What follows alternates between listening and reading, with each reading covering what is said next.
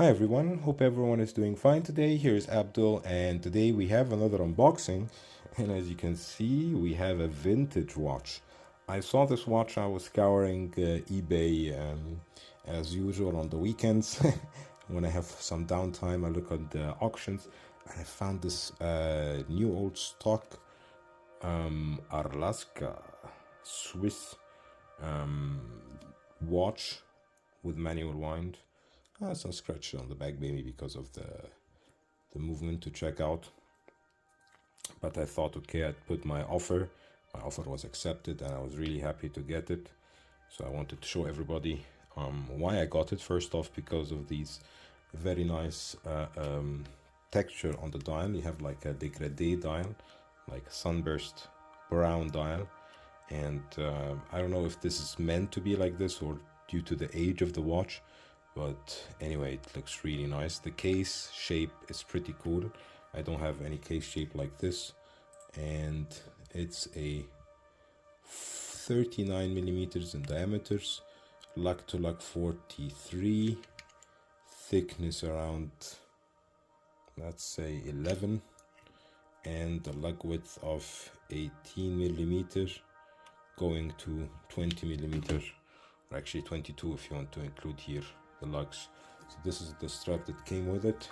As you know me, I'll take the strap off because it's not my cup of tea.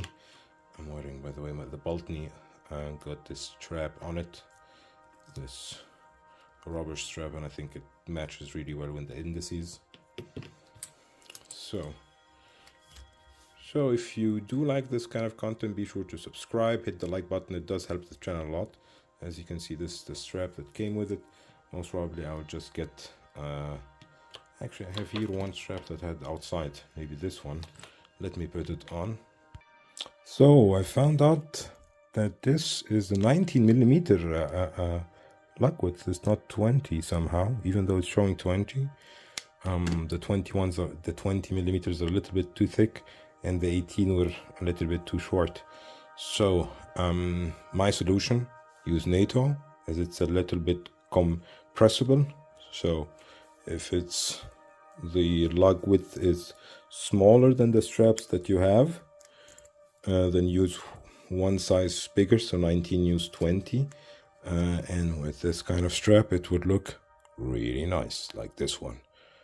Yeah, I like it. So let's wind it up, put it on the time grapher, leave it for a couple of minutes.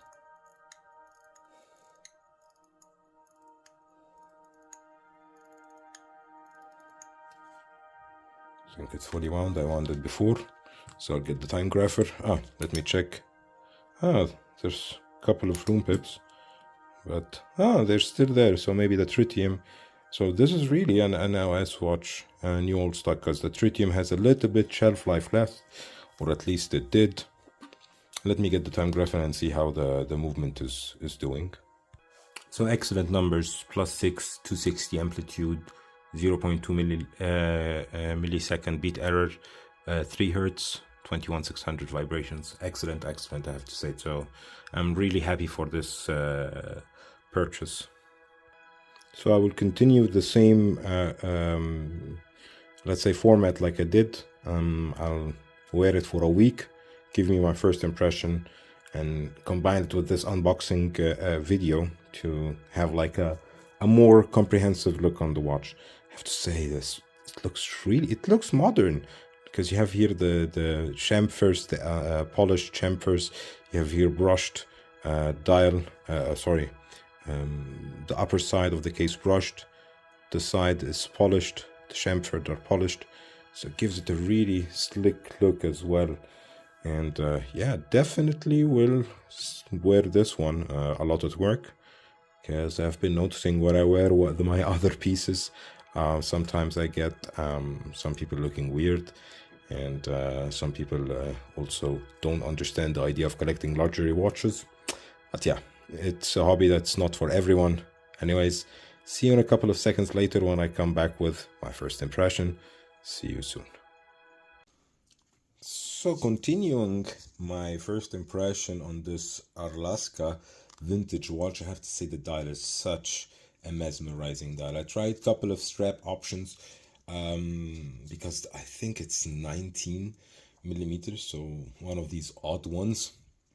So what I did, my tip always with an odd numbered lug width is I use one step, like a larger NATO. So this is a 20 millimeter NATO on a 19 millimeter lug width, and as you can see, it goes really well, especially the beige with the dégradé or the fumé brown dial. The watch winds well. Keeps also okay time, I have to say. It's not so punctual. I will put it maybe on the time grapher to check out how it performs.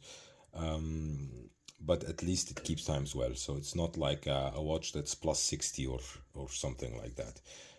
But we'll see it on the time grapher. Let me put it on my wrist and show you how it looks like on this paratrooper NATO strap, which I think one of the coolest ways of wearing NATOs, and most secure as well, because it's really secure. So here we go, sorry about that. So this is on my wrist. I have a 17.1 centimeter wrist, and as you can see, it goes really well also with this beige NATO. So I'll get the time grapher and let's check out how it's performing. So as you can see, minus 13, minus 17, only 0.6 millisecond speed error, a healthy amplitude of 229, running on 21600 vibrations, so 3 Hz, which I like as well.